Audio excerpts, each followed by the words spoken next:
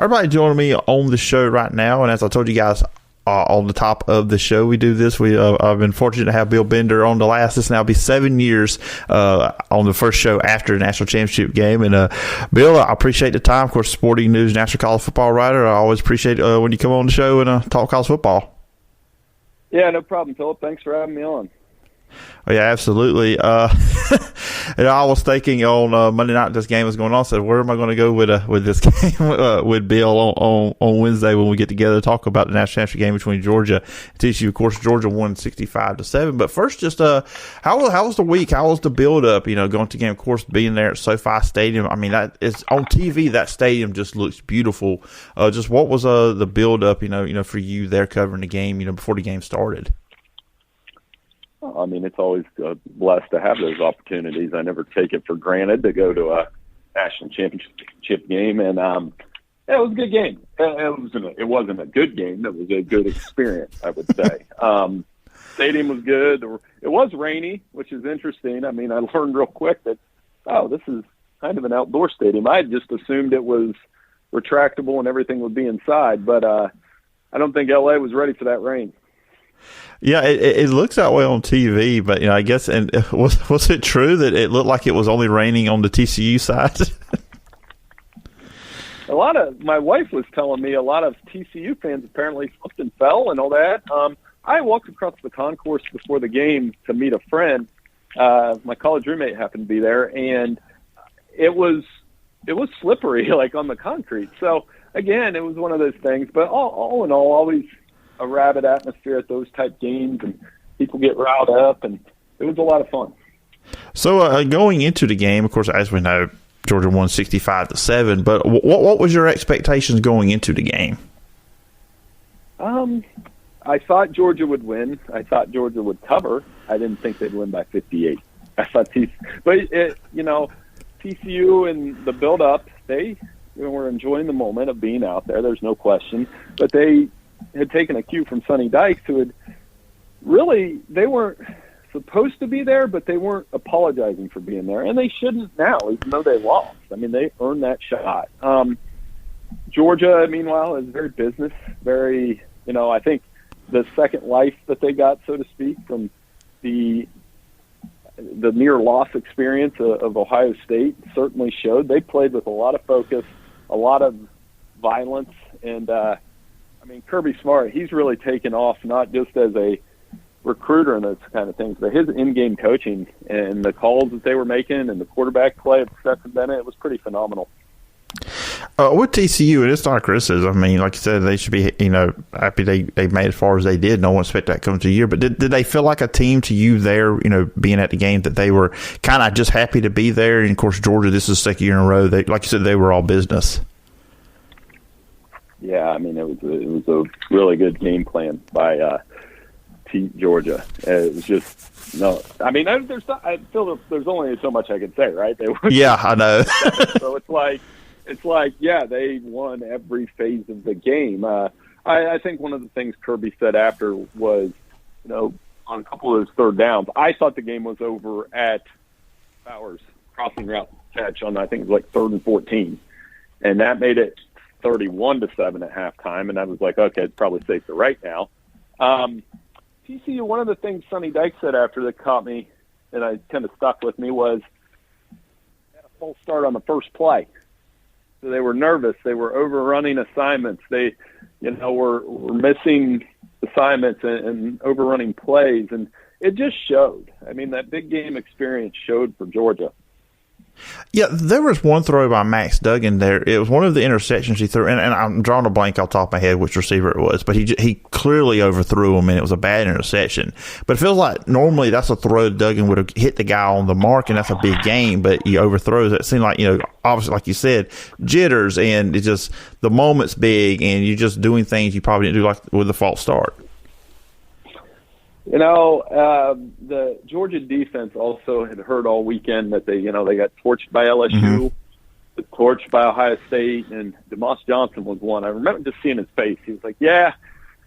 He goes, yeah, we're getting tired of it. And he was trying to find the words, and I was like, oh, that's just that competitive anger. And, Bullard obviously had a really good game. Christopher Smith with the strip on the one play. I can't remember if he recovered it or stripped it, but they had that play as well. And anytime you have 3 first-half turnovers and you're trying to match scores with Georgia, that makes anytime you were turning the ball over 3 times on Georgia, you're probably going to lose.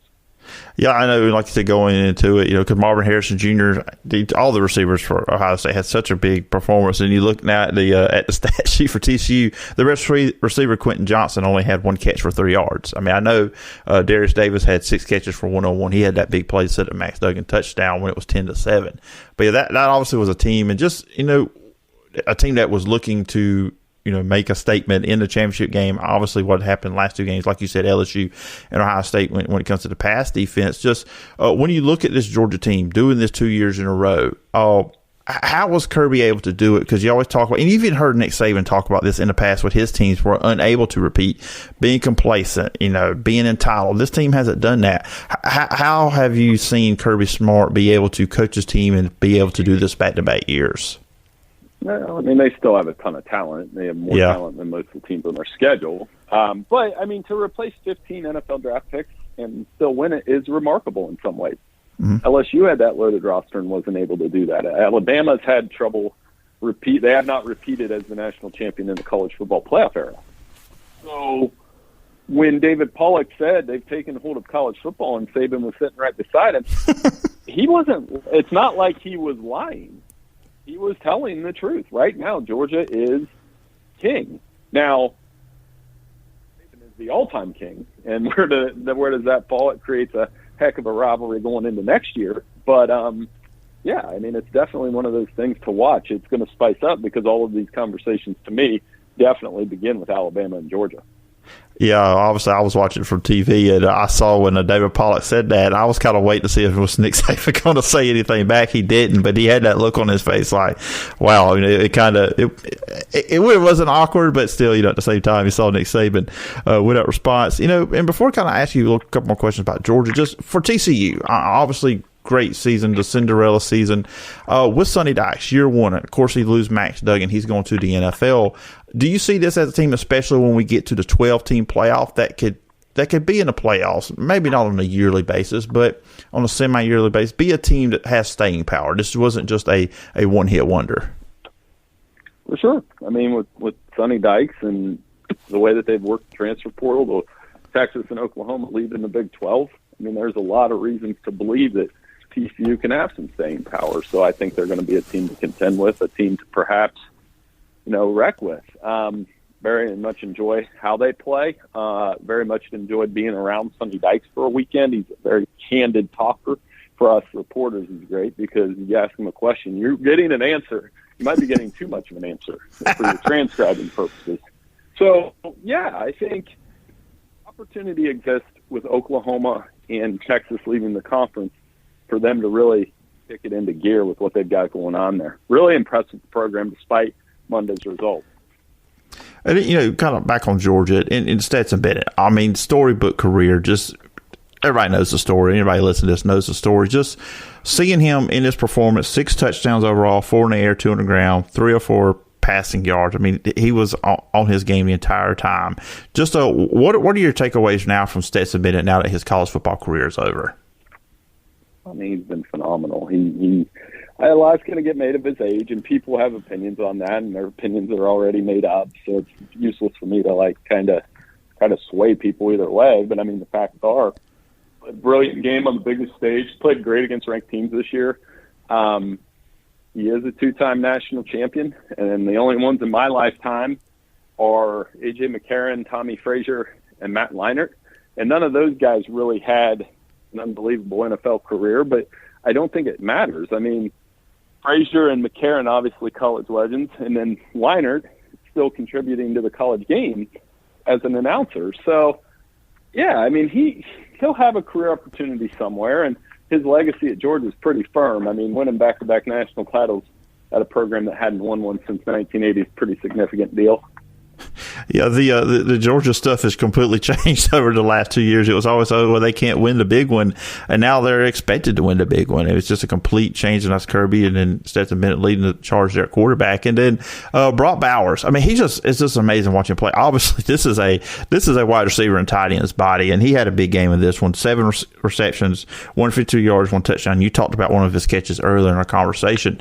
Seeing him up close and personal, what are your big takeaways, especially when you see what you see on TV versus how he looks in person?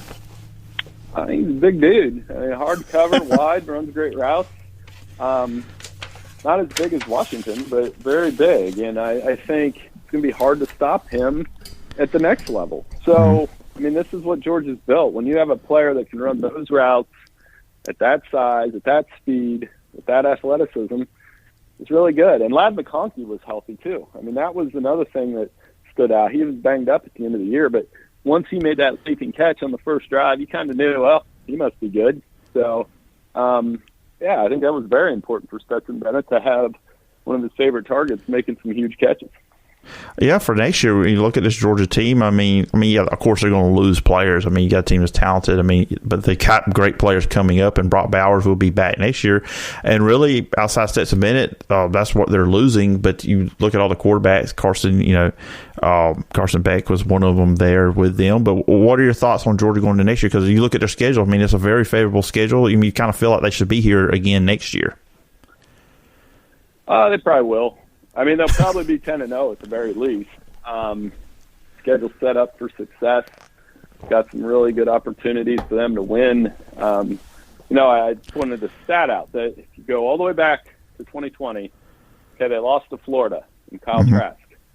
Since that game, they've won 33 of 34, and they'll probably be 10-0. That would have been 43 out of 44 games at that point, and playing Tennessee on the road. So that could be a huge game. You look at their schedule, there's not a huge non-conference game.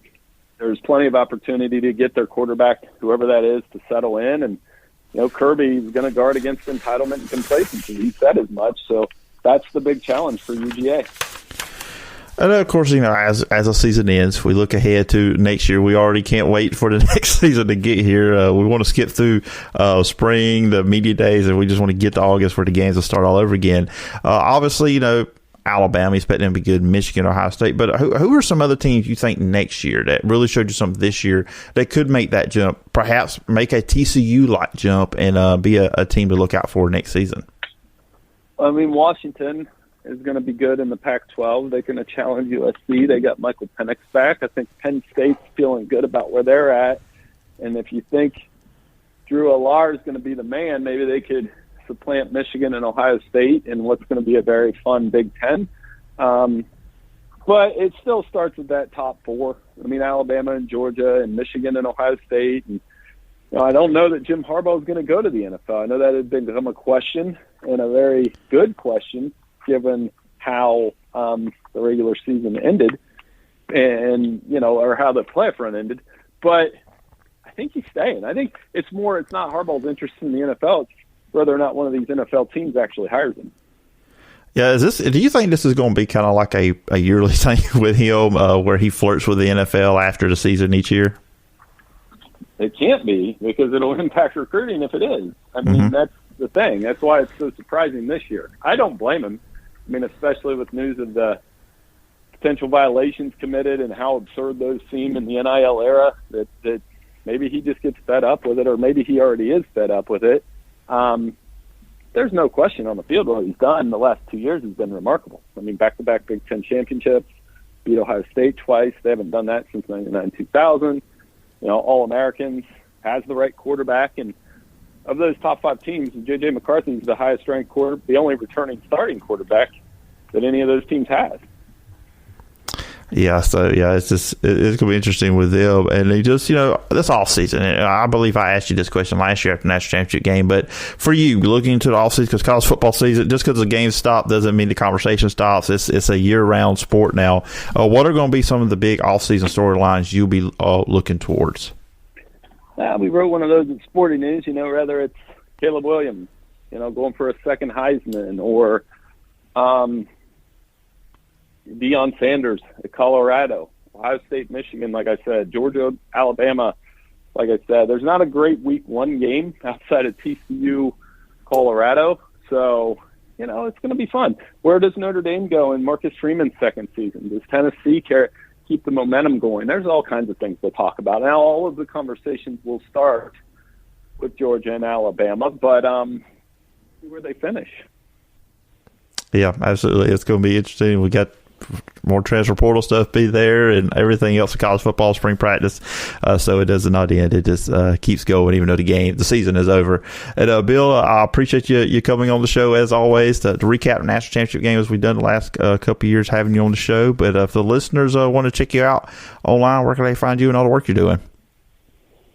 Yeah, I'm at Bill Bender 92 at Sporting News. We've got, wrapping up. I'm finishing up a couple game type stories and less wrap up type stuff and look ahead type stuff, and then we'll take a little break, which I would think I deserve after this season. So I'll take catch my breath a little bit and then get after it for 2023. Can't wait.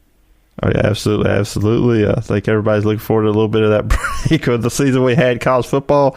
But as always, Bill, I appreciate the time and I look forward to talking to you sometime down the road. No problem. Thanks so much for having me on. Take care.